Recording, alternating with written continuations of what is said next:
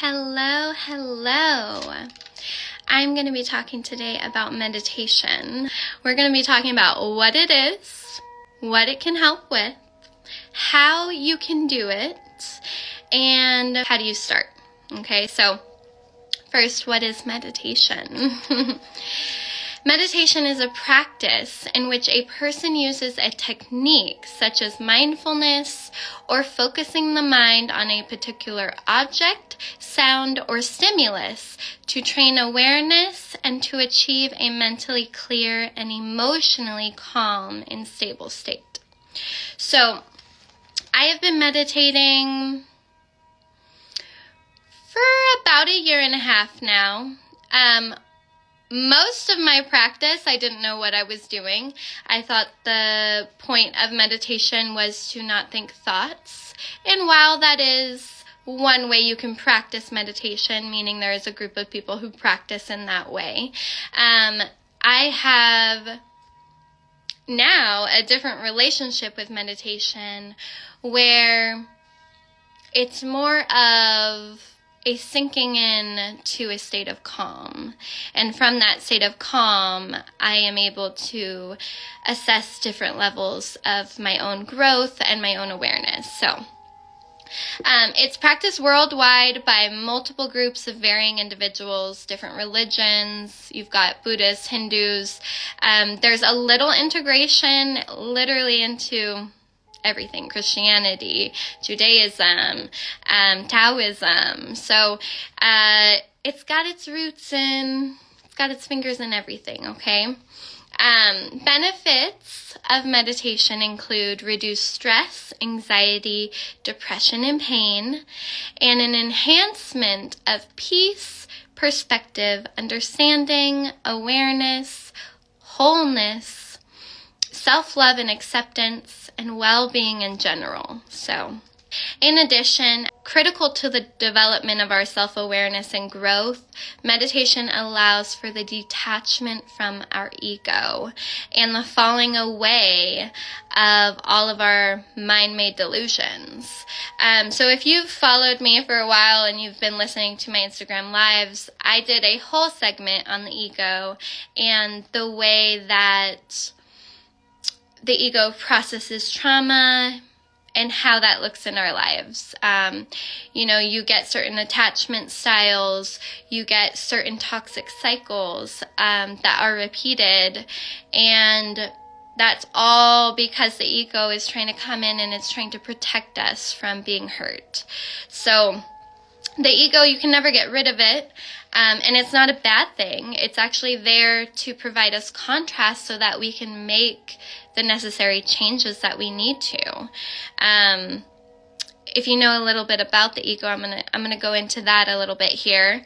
It derives its sense of self from fleeting things that are impermanent. And as you know, everything is impermanent. Status, recognition, money, your job, having a fantastic career. The first step of dismantling the ego is recognizing the ego. Recognizing when we say, I am angry. Are you angry? Or do you feel anger? They're two very separate things. Your feeling is not who you are. So that is the way that the ego identifies us with things. And then we kind of are that dreamer that gets lost in the dream. Yeah, we may not start out believing, I am this or I am that. But if we say to ourselves, I am this over and over again, it starts to create a belief, because that's all a belief is a thought repeated over and over again until it is basically concreted. So it helps us to disidentify from the ego. It helps us realize that we are the thinker of our thoughts rather than the thoughts themselves. And that can be really freeing as a realization, because it's like, I am not depressed. I have depression. That means I can get out of it. Like I said before, our ego is there to protect us. It creates attachments, and it uses our past experiences, our past traumas, to determine how to keep us safe in the future. So if we were abandoned, we may have, an abandonment wound, we may have an insecure attachment, and we may find ourselves being clingy or needy because we're constantly worried that the person in our life is going to abandon us. Understanding the ego and understanding attachment allows for you to assess your behavior and say, that's not who I want to be. I don't want to be a clingy person. Where is this coming from?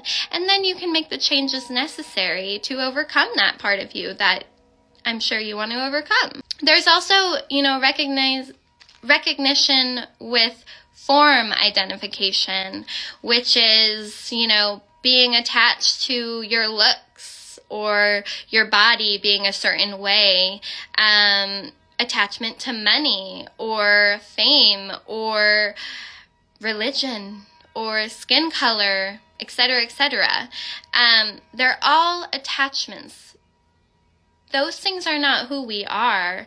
But if we get lost in the dream, if we allow ourselves to be taken with it, our whole life can become about my body. Especially someone who has struggled with, eating disorders, particularly binge eating, it can feel like you're out of control. And it's because it's not about the food. It's about our strong identification with our body. And we derive our sense of worth, who we are, from our body, and that's not who we are, and yet we get stuck in it, and it becomes a cycle, and the only thing we can focus on is our body, and we get lost. So, recognizing that we form attachments with people, we form attachments with habits, we form attachments with things, status, whatever. Those attachments are the root of our unhappiness. And if we can get to the root of where those attachments are coming from, we can start to weed out those things that are really making us unhappy. And the crazy thing about the ego is it tells us this story that we're happy with what's making us unhappy. Why? Because we continue to repeat the cycle and perpetuate it, doing the very thing that we say makes us unhappy. For example, with binge eating, we say we want a good relationship with food and then we restrict it. Why? Because we care more about how our body looks than how we feel. We're not focused on the proper thing, essentially.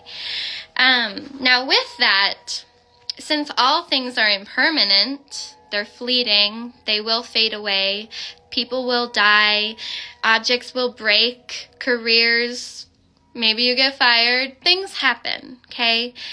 Things are meant to happen. Life will not slow down, it does not stop, everything will fall away, everything. Since all things are impermanent, the ego lives in a constant state of fear of losing. It's that scarcity. There's never enough. We're always looking to attach to something new to maintain that identity, to strengthen our identity. Because what happens when something leaves us? If we do not find something new, oftentimes we end up feeling a little lost. We end up feeling like we don't know ourselves. Like, for example, in a breakup, we lose someone and all of a sudden it feels like, what's the point in going on? It feels like I don't know who I am. It's because we put our worth in that person. And when they leave and we've set all of our sense of self-worth into them, what are we left with?